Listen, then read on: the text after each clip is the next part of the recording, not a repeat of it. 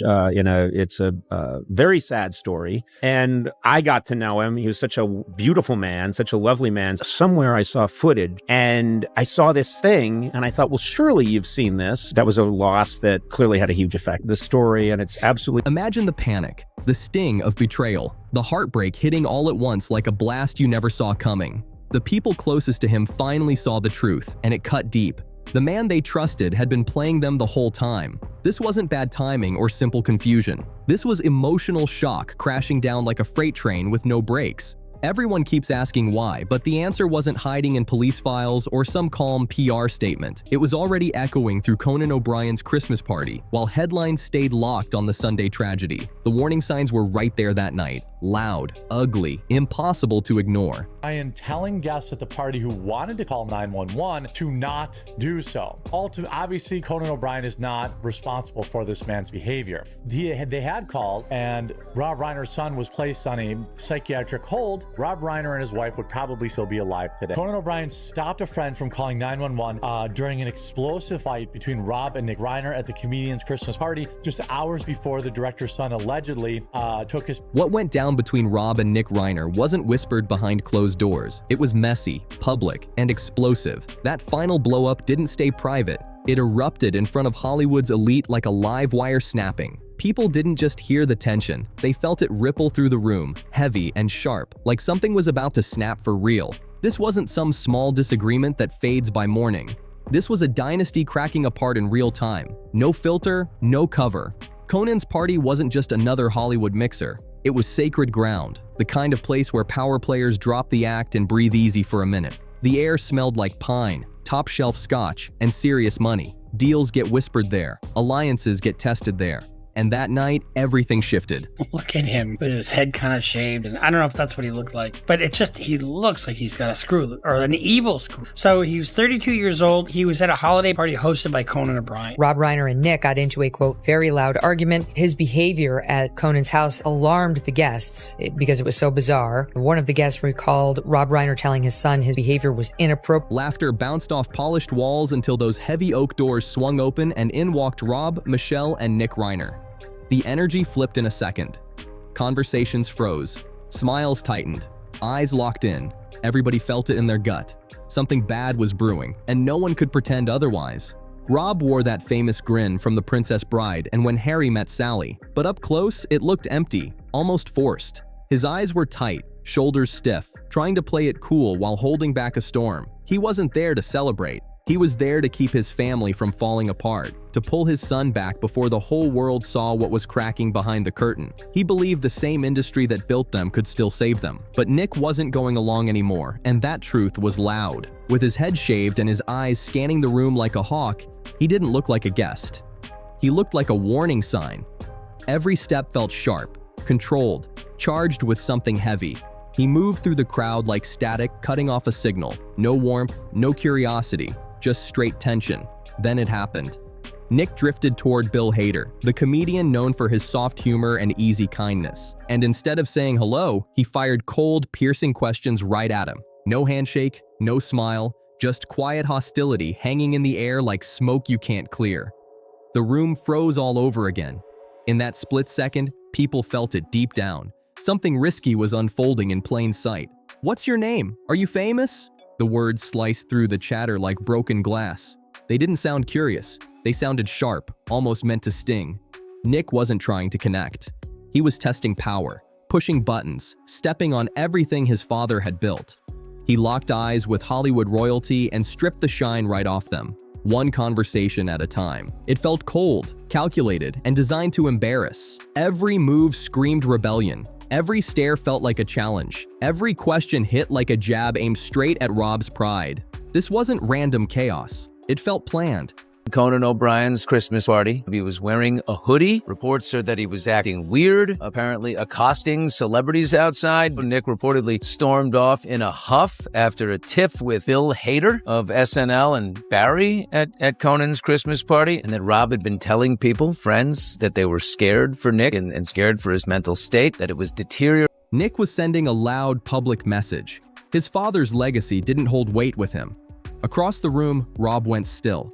His heart pounded hard in his chest. This wasn't simple embarrassment anymore. It was fear creeping in fast. He saw it in his son's eyes, that detached, icy stare scanning people like they were trophies. Friends, colleagues, decades of loyalty, all reduced to items under inspection. The calm of the party cracked in seconds. Laughter faded. The music felt distant. All eyes turned as the argument exploded between Rob, Michelle, and Nick, raw and impossible to ignore. It wasn't quiet. It wasn't polite. It was raw and brutal, out in the open for everyone to see. Guests who had known Rob for 40 years stood there stunned. They weren't looking at a Hollywood icon anymore. They were watching a father losing control in real time. His authority cracked right in front of them. No filter, no protection. Michelle, always the steady one, looked shaken. Her eyes darted across the room like she was searching for an escape hatch. And at the edge of it all stood Conan O'Brien, watching closely. He understood what was unfolding. This wasn't some random drunken scene. It felt darker than that. It was the look of control slipping away. Rob Reiner, the man who once directed massive casts and commanded billion-dollar sets, now stood powerless in front of his own son. The shouting slowed down, but the air stayed thick, heavy, charged. Rob leaned toward a close friend and whispered, not with anger, but with fear, "I'm scared. I don't know what he's gonna do next." The words hit like a gunshot in a silent room. Nobody wanted to accept it, but everyone felt it in their chest. The tension didn't fade, it just sat there, impossible to ignore. When the Reiners finally left, the silence that followed felt suffocating. The crowd didn't even gossip, they just stared. Rob and Michelle walked toward their car like two people tied by a last name, not by comfort. The air outside was cold, the kind that burns when you breathe deep.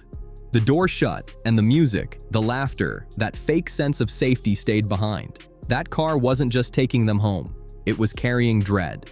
Los Angeles shimmered like it always does, pretending everything was fine. But anyone who saw them leave knew something had cracked wide open. That drive wasn't just quiet, it felt haunted. Saturday night was the warning shot. Sunday morning brought the consequences. The sun rose over Brentwood like nothing had happened, bright and almost cruel.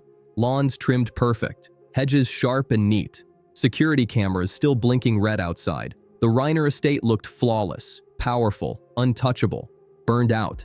Then the first sound broke through the stillness. Not alarms, not sirens, just the buzz of the gate intercom. A massage therapist had arrived, expecting a normal session with Rob and Michelle.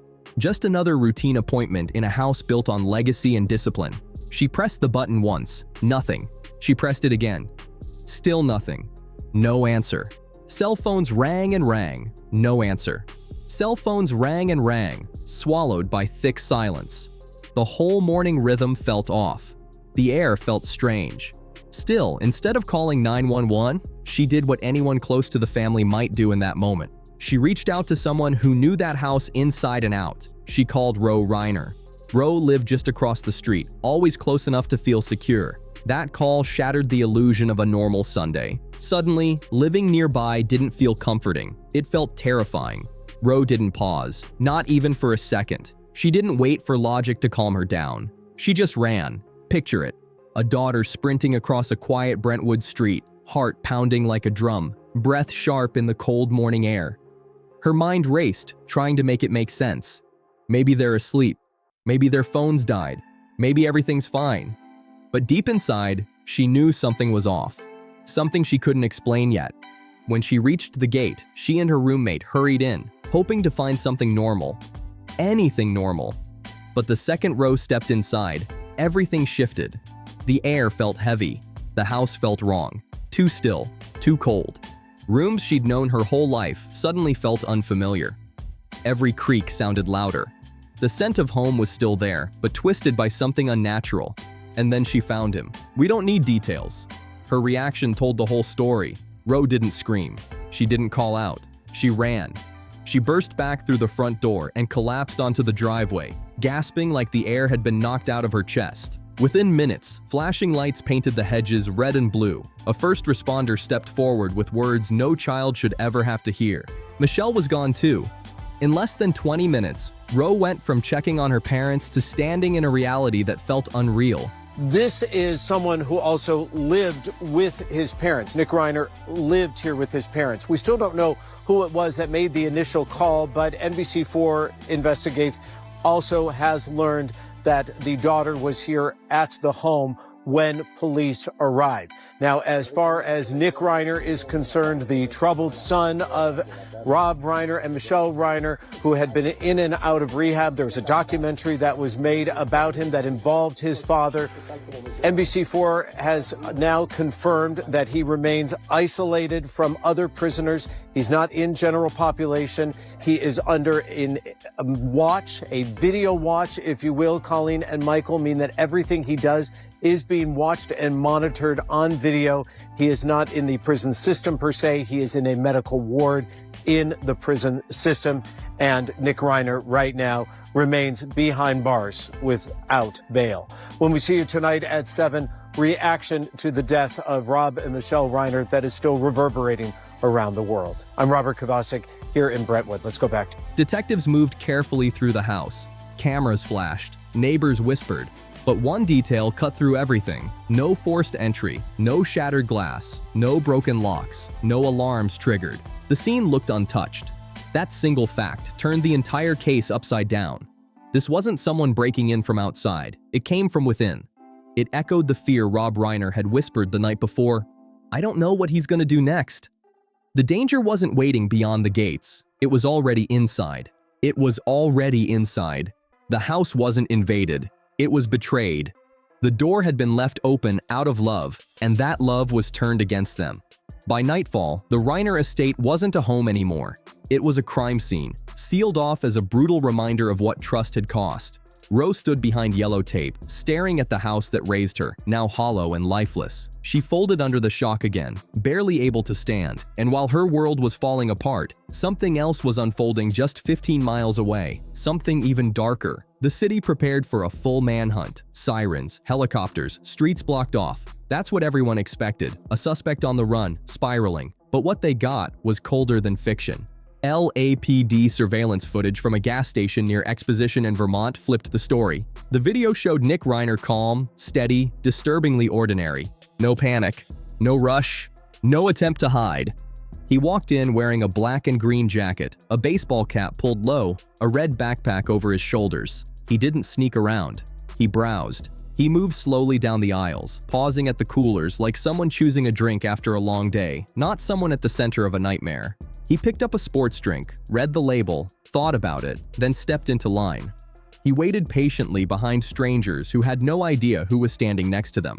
No urgency, no visible stress, just a chilling calm under bright fluorescent lights. NBC News that Nick allegedly interrupted a discussion involving comedian Bill Hader. After Bill told him it was a private conversation, Nick reportedly stood still and stared before, quote, storming off. E! News has reached out to representatives for Bill Hader for comment. 32-year-old Nick was arrested the next day for suspicion of murder and is currently being held without bail. Reiner could face life in prison without the possibility of parole or even the death sentence. Having the death penalty on the table is absolutely a bargaining chip. The prosecution is going to leverage that to try to get some sort of deal. In a statement, the couple's 2 other children, Jake and Romy Reiner, said, "Word cannot even begin to describe the unimaginable pain we are experiencing. They weren't just our parents, they were our best." That footage shook investigators because it didn't show confusion or panic. It showed control. He paid with a credit card, swipe, receipt printed, done.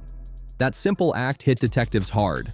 A man accused of something unthinkable, calmly buying a drink and blending into normal life like nothing had happened. No shaking hands, no frantic moves, just steady, composed behavior that didn't match the chaos everyone expected. Even the cashier later told police he seemed polite, relaxed, completely normal. Experts were stunned. A true mental crisis often leaves signs of disorder, panic, emotional spillover. But this behavior didn't look chaotic. It looked measured, intentional, cold. And that realization changed everything. It looked like a man who packed up the horror in his head, sealed it tight, and flipped a switch straight into survival mode. He didn't drive from Brentwood to Exposition Boulevard. He took public transportation, moving through LA's system like a regular commuter, not someone at the center of a storm. Every step required planning, transfers, timing, awareness of cameras and crowds. This wasn't confusion, it was calculation. Covered the windows with sheets. That covered the windows with sheets. That detail sent chills through investigators because that's not random behavior. That's deliberate avoidance. He understood people would be searching. Helicopters overhead. Headlines spreading fast. That hotel room became his bunker. Forensics later suggested the space was likely used to clean up, to wash, to change clothes, to remove traces of what came before. Every detail pointed toward intent, not panic, not emotional chaos. He wasn't wandering in confusion. He was managing the aftermath step by step, thinking ahead. When LAPD finally located him, there was no dramatic chase, no fight, no wild scene, just that same steady composure. Nick Reiner was walking alone when officers approached. He didn't resist. He didn't argue. He surrendered quietly, calm to the very end. But the real twist wasn't the arrest. It was what happened next. Nick wasn't placed in general population. He was transferred to a high-security medical ward, isolated under 24/7 surveillance. Every movement monitored, every action logged. Officially, it's for his protection. High-profile cases bring danger behind bars, that's true. But insiders say there's another reason that matters even more. That isolation isn't just about safety, it's about control. That medical ward has become the battleground for what happens next. The legal fight over whether this was insanity or something far more chilling. Cold, calculated awareness hiding behind a calm face. That ward isn't just a hospital wing, it's the real arena. The defense will point at it and say, look, he's sick, he needs treatment, not punishment. They'll try to frame him as broken, detached from reality. But prosecutors won't back down. They'll roll the gas station footage again and again. Nick browsing, choosing a drink, waiting patiently in line. No panic, no confusion, just steady control under bright lights. Their argument is blunt. He knew exactly what he was doing. That's the part that shakes people. The person at the center of this didn't look unstable. He looked polite, quiet, ordinary, just a man holding a sports drink with a secret that shattered lives. Brentwood and Exposition Park are only 15 miles apart, but the distance between the son Rob Reiner thought he knew and the man in that footage feels endless. That's where the real tension sits. While media outlets chase timelines and throw out theories, experts focus on what doesn't bend. Evidence, biology, physical facts that don't care about public opinion. Enter Mary Ellen O'Toole, a former FBI profiler known for breaking down crime scenes with precision. Her analysis cut through the noise. The lack of forced entry wasn't just a detail. It carried psychological weight. The threat came from someone trusted, someone already inside. Another key focus was the nature of the injuries described in reports. They reference multiple sharp force injuries, a clinical phrase that carries heavy meaning. To experts, that level of force signals intense emotion. Not random, not about money, not panic. It suggests something deeply personal. O'Toole uses a term investigators know well: overkill. The level of force went beyond what was necessary. It points to overwhelming emotion erupting in a single moment. But what truly boxed in the defense wasn't emotion alone. It was physics. In forensic terms, it's called slippage. Nick, who has been charged with those murders, we have learned that he has been was diagnosed before the murders, diagnosed with schizophrenia. And was under the care of a psychiatrist. And his behavior, especially in the month before the murders, was alarming. That he was exhibiting dangerous behavior, we're told, erratic behavior, and it was getting worse and worse. So dangerous that 3 or 4 weeks ago, doctors changed the meds he was taking for the schizophrenia. Now, when that happens, and you may have a loved one who has taken medicine for mental illness, oftentimes it's a cocktail of medicines and they have to get it just right. And when it's off, it can create even bigger problems than the person had before.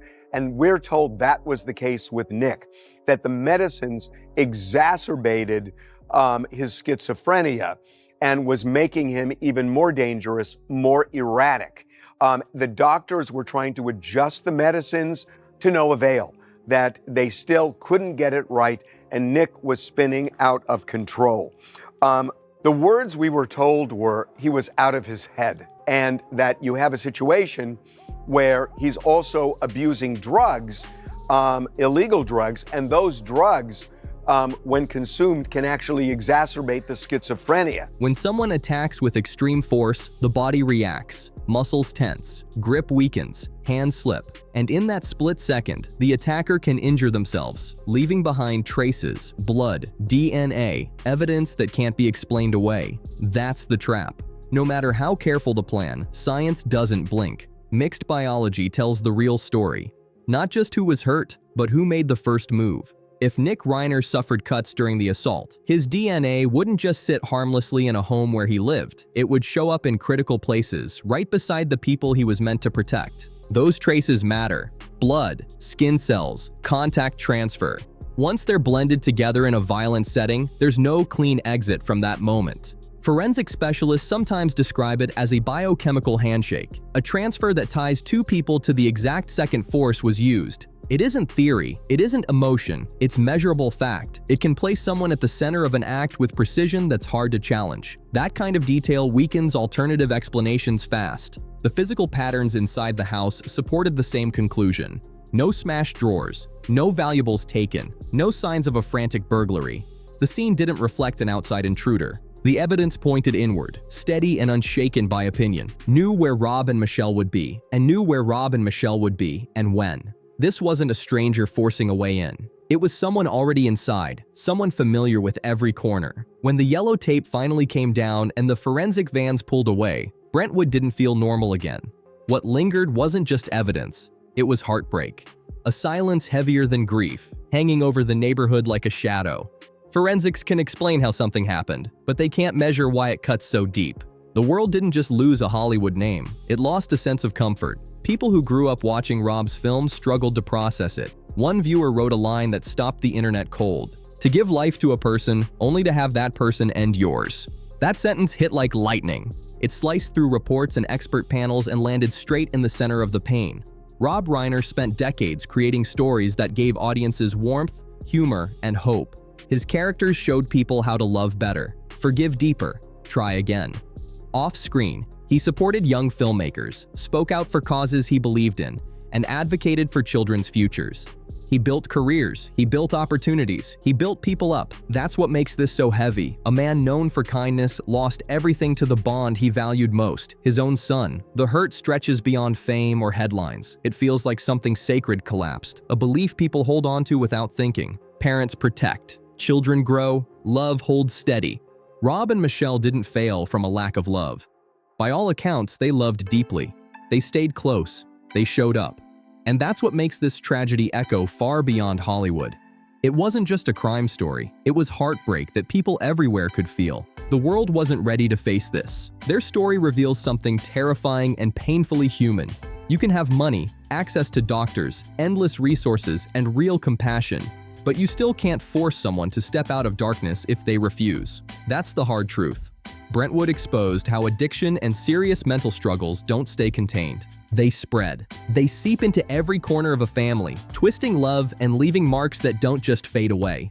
This tragedy doesn't end with an arrest or a headline. It lingers. It hangs in the air like a storm that won't clear. The same question keeps rising with every detail uncovered. How does love slowly turn risky without anyone stopping it in time? This didn't happen overnight. It built quietly, pressure stacking day after day behind those polished gates.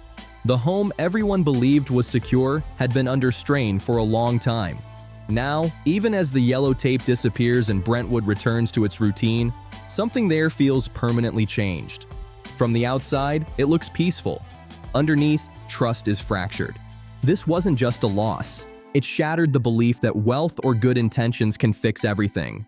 Rob Reiner spent decades telling stories about loyalty, connection, and standing by the people you love. That wasn't just filmmaking. It reflected what he valued. He believed in family, even when it was hard. Michelle stood beside him as steady support, holding things together in ways most people never saw. From the outside, they seemed solid, strong, unbreakable, but inside, there were pressures no camera captured. This case forces uncomfortable truths into the light. Mental health struggles don't disappear when ignored. They grow more complicated. Love without boundaries doesn't always heal. Sometimes it covers warning signs. And silence, even when it starts with hope, can lead to consequences no one expects. Each new report adds weight, more tension, more questions, more heartbreak. It isn't a simple story with clean edges. It's uneven, raw, and deeply human. Maybe that's why people can't look away, because behind the fame, behind the headlines, this story feels personal. It feels like us. Families everywhere are watching and asking the hard questions they've pushed aside for years. What red flags did we ignore? When does care slowly turn into denial? When does love start protecting the wrong person? Those questions aren't pretty, but they're finally being said out loud. This isn't just a Hollywood headline anymore. It's a mirror, a reminder that even behind perfect homes and polished smiles, pain doesn't disappear when it's ignored. It waits, it builds, and sometimes it explodes. With every new detail, the weight feels heavier, not lighter. Nothing feels fully settled. Not the case, not the grief, not the questions that keep stacking up. The deeper this story goes, the clearer one thing becomes. We've only seen part of it. Rob Reiner gave the world laughter, warmth, and heart that felt real.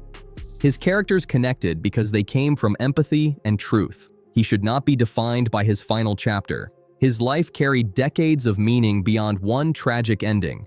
His legacy is joy, connection, belief in people.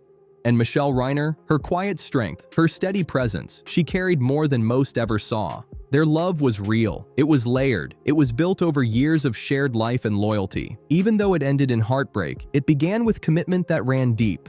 The investigation will continue. Experts will debate sanity, intent, motive. Courtrooms will argue facts and timelines. But in the court of public opinion, one truth already stands strong. This was never about greed. It was never random chance. It was love stretched beyond its limits, pressure left unchecked until it broke. If this story moved you, take a moment to share your thoughts respectfully.